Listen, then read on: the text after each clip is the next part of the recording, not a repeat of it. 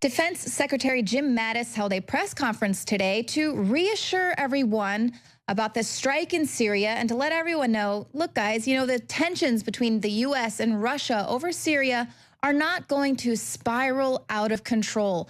Man, where have we heard this before? I feel as though this is Colin Powell going before everyone saying, we must strike, we must do something. Here, I've got this vial of anthrax, but I promise you this will not get out of control. What do you think is going to happen with regime change with Assad? We've seen it again and again. It's going to create a power vacuum, and then the U.S. is going to have to be fighting not only against Iran and Turkey and ISIS, but possibly Russia as well. We've got warships now pointed right at North Korea.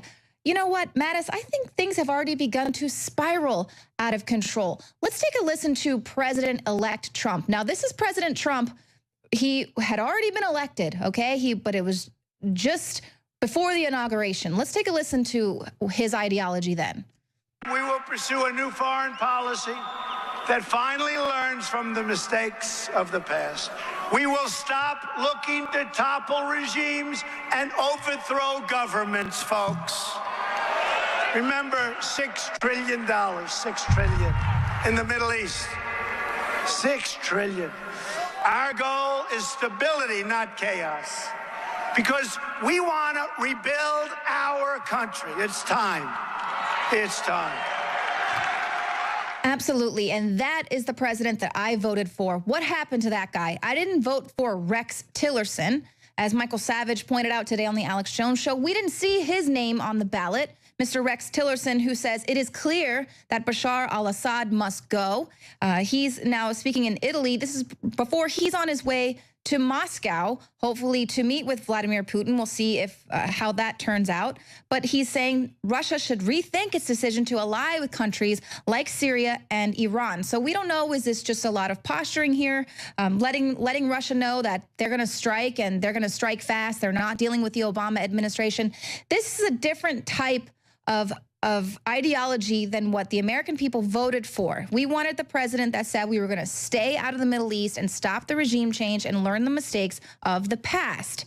Now, it sounds as if he's talking about regime change, but he's very careful with the wording here. And he says, it's very clear to all of us that the reign of the Assad family is coming to an end.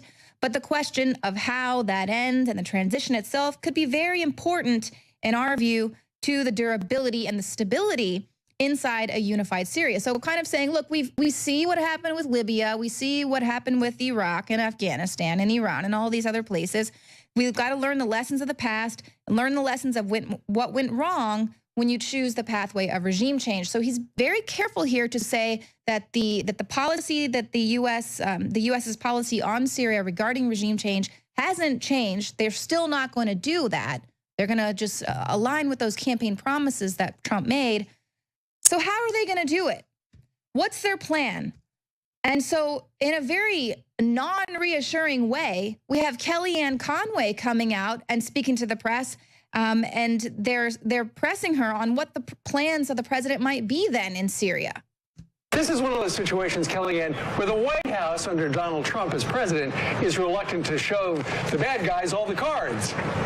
It's something else that President Trump has always been made very clear, and that's absolutely what's going on here. As our Press Secretary Sean Spicer said yesterday in his briefing, the president will continue to hold those cards close to his vest, and he should be doing that. This is in the interest of our nation for the commander-in-chief and the president and his national security team to take action privately. It is not in our national interest for the president and his security team to take action privately. That is what is so frightening here, people. You have to have authorization to go to war. The founders were very clear about that. Actually, Patrick Henry said, the liberties of a people never were nor ever will be secure when the transactions of their rulers may be concealed from them. Now, obviously, we don't need to know every single strategic move that the president might take. Of course, that was one of his main complaints with the Obama administration, is that they would always give the bad guys the heads up days and weeks in advance. So I agree on that. We don't need every single detail there, but you need authorization from Congress to go to war. And the American people need to be able to decide if we're willing to go have more of our sons and daughters who might be drafted this time around go to fight a war which frankly is over oil in the Middle East, as it always has been. We'll get to Michael Savage's take on that in a minute. But here again, this airstrike in Syria could all have been because Ivanka Trump got the SADS, okay? Now, this is according to her brother, Eric Trump, who he said that he's very sure that his sister, Ivanka Trump, encouraged their father to carry out the strike against the Syrian president. And a lot of people have been saying that. She's a mother of 3. Of course, she would care. Well, you know what, Ivanka? What about these images? Why wasn't anything done, you know, when you're seeing dead bodies in the street in Nice, France, or in Sweden, Stockholm, or Germany, any of the latest myriad of truck attacks, or in Egypt, where you have Christians being slaughtered on Palm Sunday, children dead in the streets there as well, and in their own churches? Why were you not moved then? That's because they went out of their way. The media, for whatever reason, goes out of their way to blur the images of these dead children because they don't want you to get all riled up over those bad guys, especially not when they're trying to encourage you to allow these refugees to flood into your country and have this open border policy. No, we're going to blur out that atrocity because we don't want to get you riled up over those bad guys. We only want to weaponize these images to get you riled up over these bad guys. So, Ivanka, why don't you brush up on war propaganda and false flag history before you encourage your father to send more children off to their early demise based on war propaganda? We all know about Pearl Harbor there and that debacle.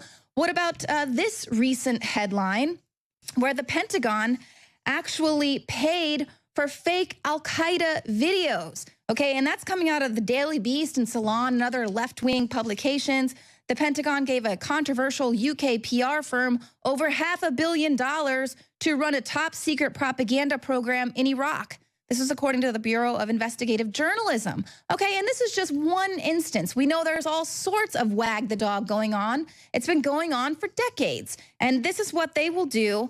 If they want a war and they want to push a war, they are going to pump out certain types of propaganda. Like the little Syrian boy who was inside of the ambulance there, and that people showed you, it was just a still photograph that made the rounds, but the actual video shows you the camera people setting up the shot to evoke the most passion from the people so that people would say, yeah, let's go to war. Let's go fight that war. Who cares about all the kids in Yemen that are getting blown up in the streets by Saudi Arabian bombs? And there are going to be more propaganda videos, folks. So we have the White House laying out their evidence that Syria was behind this deadly chemical attack. Regardless of the fact Susan Rice just months ago came out and said that they could verify that they gave up all their chemical weapons. The Obama administration was able to do that.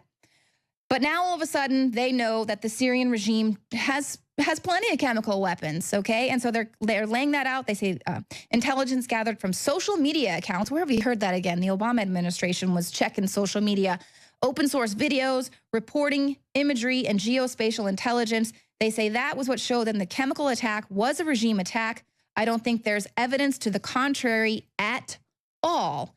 And on MSNBC yesterday, I saw them as well talking about there are going to be more chemical attacks. There's going to be more chemical attacks.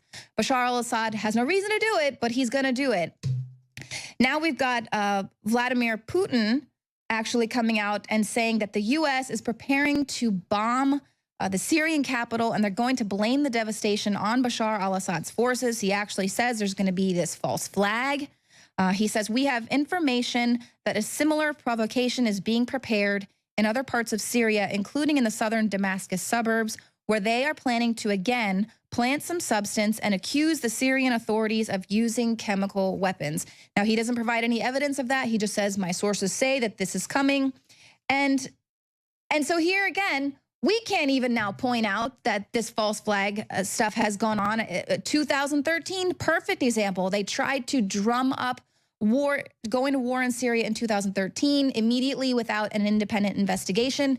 And then people said, whoa, wait a minute, give it some time. Let's see what evidence surfaces here. And then sure enough, a month or so later, it turns out that there's no way that it could have came from the Syrian regime, and it was actually fired from rebel territory. So that's the kind of stuff that we point out here at InfoWars. But now we can't even say it because I will be a Putin stooge. I am officially a Russian agent now that I agree with Vladimir Putin that there are false flags and that we can't just trust every single propaganda video that comes out. I want to roll this B-roll while I'm talking of a perfect example of these propaganda videos and how easy they are to create. This is a fake car bombing. I believe this took place in Iraq. And so you can see the guy setting up the bomb there, and then he drives off, and then the bomb goes off, and then all of a sudden, all these people move in from off camera and lay around on the ground as if they've just been attacked.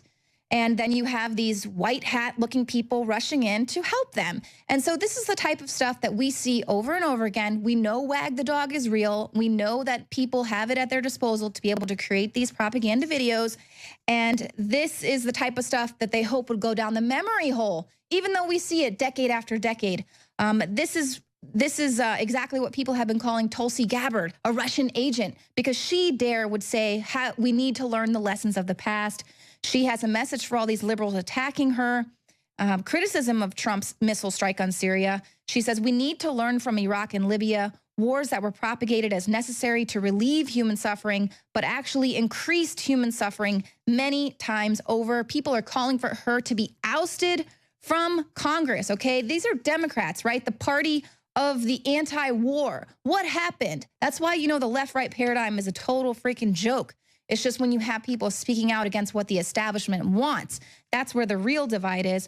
So you have people saying this is a disgrace. Gabbard should not be in Congress. That was a Democratic National Committee Chairman Howard Dean actually saying that.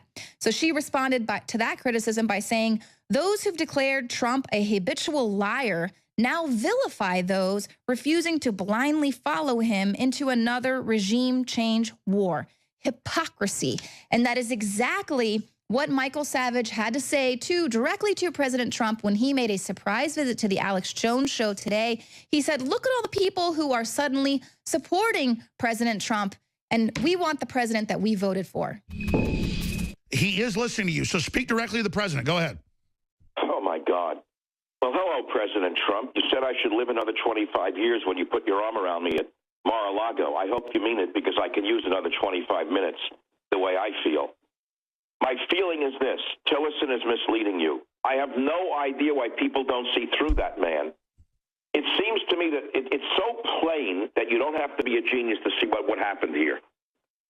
What does ExxonMobil gain if they cut Syria out of the gas lines that are running out of the Middle East to Europe? What does ExxonMobil gain by that, Alex? That's the whole story in a nutshell. It's another war for oil. It's all over again. It's the same thing as 1999. Remember when Bill Clinton was mercilessly bombing the Serbian people? Yes. For the Muslims. I wrote an article. In 1999, the oily tracks run through Kosovo. It was a little-noticed article. My heart was broken because Bill Clinton engaged in 78 of the worst days of my life until now, where Bill Clinton mercilessly bombed Serbia. He blew up hospitals.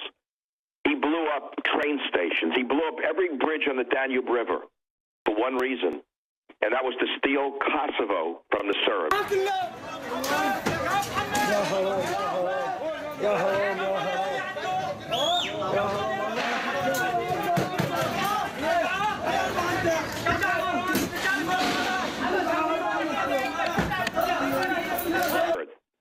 For the stability of their families, were against that insane act by Bill Clinton. I have not changed my position. It's the same exact thing. We cannot let crazed businessmen who put their bottom line ahead of the survival of the planet, and I'm talking about Rex Tillerson, to rule this nation. Did you vote for Rex Tillerson? Was No. his name on the goddamn ballot? No. Did you ever hear of that Cro-Magnon? No. Whoever heard of that throwback? Where did he come from? Where the hell did that throwback come from? That lowbrow. Looks like he crawled out of a pit somewhere. Eddie Munster? We can say all the things we want. I did not elect him to the presidency. I didn't kill myself for a year. I have total faith in Donald Trump. And I'll repeat right now what I said to him. I would do anything for that man. I have total faith in him. But I don't understand how he cannot see through all the president's men. They're misleading him. They're taking him down a road he cannot come back from. Absolutely. That's what my... Alex, if he loses you and he loses me, tell me what happens next.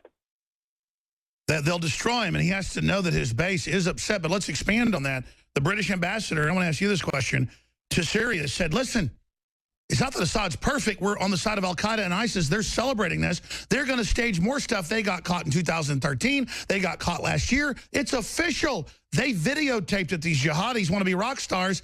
They videotaped launching the chemical attacks. It wasn't sarin. It was chlorine gas because the doctors are taking care of them without gloves. And Putin has come out and said it's a false flag. And he says more is planned. And that's what the British ambassador and Putin, who are smart, are saying is, we don't want war. We want to de-escalate this. What are you going to do now, Trump, when the jihadis stage more stuff, this time in Aleppo or in the suburbs of Damascus, and then the right-wing, left-wing neocons, whatever you want to call them, rhinos, the warmongers like McCain and Graham, say, President, you've got to do something. They have painted him into a corner.